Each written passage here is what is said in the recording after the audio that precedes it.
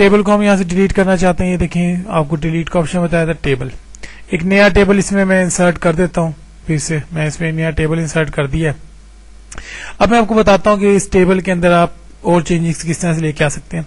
मैं चाहता हूँ कि मैं इस कॉलम को एक कॉलम बना दूं, इसमें 2 सेल की बजाय एक ही सेल रहे।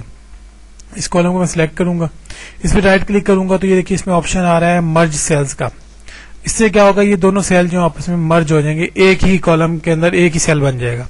इसी तरह से आप 2 रोज को भी मर्ज करवा सकते हैं। इसमें पहले हम एक रो इंसर्ट कर दें, कोई सी भी आपको इंसर्ट का मैंने तरीका बताया था कि रो आप इंसर्ट कर सकते हैं।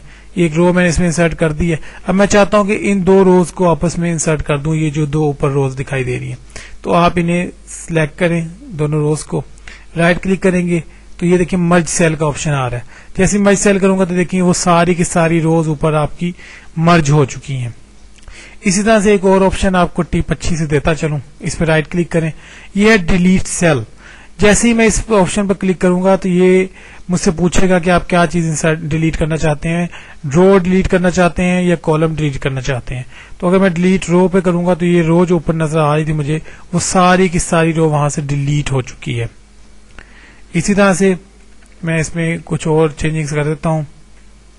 देखिए बहुत बड़ा सा एक टेबल आपके सामने दिखाई दे रहा है, इसको थोड़ा छोटा भी कर लेते हैं हम लोग ताकि आप आसानी समझ सकें। इसको राइट क्लिक करें, इसमें यहां राइट क्लिक करने पर भी इंसर्ट टेबल का ऑप्शन आ रहा है और कुछ और चीजें भी दिखाई दे रही हैं।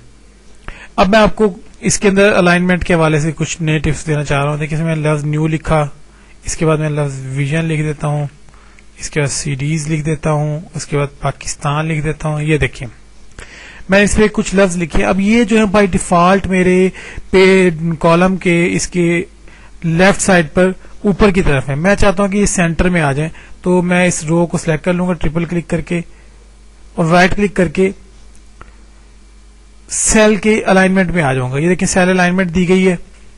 इसमें ऑप्शन दिए गए हैं कि आप लेफ्ट अलाइन कर लें, सेंटर अलाइन है, या आपका राइट अलाइन है, या आपका लेफ्ट अलाइन विद मिडल है, ये सेंटर अलाइन विद मिडल है, और ये राइट अलाइन विद मिडल है।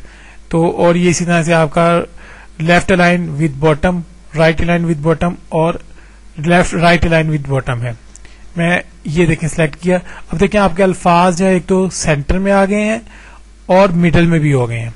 तो इस तरह से आप इसमें खूबसूरती पैदा कर सकते हैं, इनको सेट कर सकते हैं। इस तरह से अब मैं आपको बताता हूं कि आप इसको बॉर्डर्स किस तरह दे सकते हैं इसकी शेड डिजाइन में। ये अब बाय डिफॉल्ट जो इसका बॉर्डर जो है वो सिंगल लाइन है। इसको आप चेंज करना चाहते हैं, इसे सिलेक्ट करें, पूरे को राइट क्लिक करें, बॉर्डर एंड शेडिंग पे आ जाएं। तो आपके सामने बॉर्डर एंड शेडिंग आ गई है। इसमें से आपने ऑल वाला ऑप्शन सिलेक्ट कर लें। यहां से आप बॉर्डर लाइन सिलेक्ट करें जो आप इसको देना चाहते हैं। उसके बाद इसका कलर आप यहां से सिलेक्ट कर सकते हैं। मैं इसको बाय डिफॉल्ट कलर रेड कर देता हूं। विड्थ इसकी आप सिलेक्ट कर लें।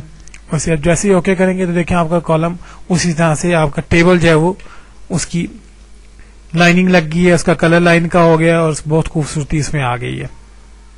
फिर से टेबल को राइट क्लिक करके सेलेक्ट कर लें आप सारे को। उसके बाद आप राइट क्लिक करेंगे तो आपके पास जो ऑप्शन आ रहे हैं वो है टेबल ऑटो फॉर्मेट का। ये क्या चीज है?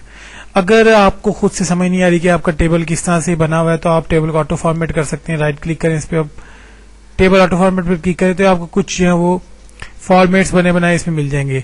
ये फॉर्मेट्स आपके दिए हुए, आप ये देखिए मैं इस पे क्लिक करता जाता हूँ। आप देखिए कितने खूबसूरत डिजाइन जो है ना वो टेबल के दिखाई दे रहे हैं। इनमें से जो डिजाइन आपको पसंद हो वो डिजाइन आप सिलेक्ट कर लें और इसको ऐड करवा दें। ये देखिए इसमें काफी सारे ऑप्शन दिए गए हैं। मैं कोई सा भी टेबल इसमें इंसर्ट करवा देता हूँ, इसको मैं अप्लाई करवाऊंगा तो यही सेटिंग वही डिजाइन मेरे टेबल को ऊपर अप्लाई हो जाएगा। मुझे कोई जरूरत नहीं पड़ेगी कि मैं अपने टेबल के अंदर कलर्स फिल करूं या उसमें से अलग-अलग कलर उसके अंदर जो है वो सेल में फिल करूं। लेकिन अगर आप अपनी मर्जी से इसके अंदर कलर फिलिंग करना चाहते हैं तो उसका तरीका थोड़ा सा डिफरेंट है। टेबल के सेल्स के अंदर आप कलर कर सकते हैं। इसके लिए आप इसको कलर को सिलेक्ट कर अपनी रो सिलेक्ट कर लें आप इसके अंदर और टेबल पे जाइए, बल्कि इस पे राइट क्लिक कीजिए आप और बॉर्डर शेडिंग पे आ जाइए। आसान तरीका है।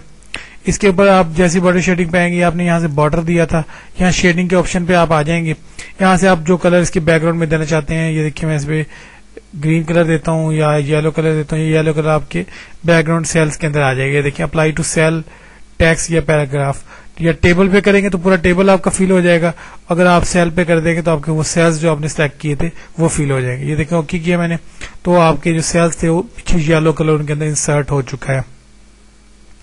इसी तरह से आपको एक और मुफीद कमांड के बारे में बताता चलूं कि अगर आप इन अल्फाज को भी बैक पे कलर देना चाहते हैं, ये देखिए सिर्फ इन अल्फाज को बैक पे कलर देना चाहते हैं तो एक टूल बार के ऊपर एक टूल दिखाई दे रहा है आपको हाईलाइट कलर का, तो इसमें से आप कलर सेलेक्ट करके कोई भी से कलर दें। ये देखिए यहाँ पे अल्फाज की जो बैकग्राउंड थी वो भी कलर फिल हो गया इसके अंदर।